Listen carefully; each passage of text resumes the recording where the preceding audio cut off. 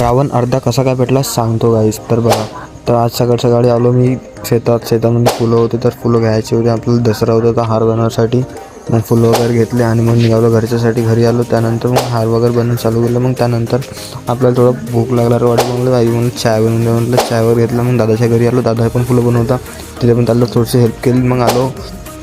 सोनं घ्यायचं होतं, सोनं महत्त्वाचं आहे. मग दसऱ्यासाठी हेच तर महत्त्वाचं आहे. 9 दिवस कसे काय गेले काही समजलंच नाही.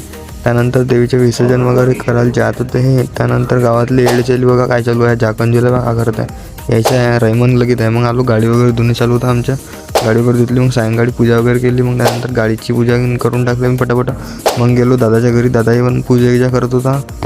मग निघालो आम्ही 360च्या स्पीडनं रावण बघायचं होतं चनकापूरला. तिथं आल्यानंतर तर एवढी भयानक गर्दी होती ना, काय सांगू तुम्हाला. तर गाईस इतका वेळ थांबून आखरीले बम फुटणं चालू झालं. त्यानंतर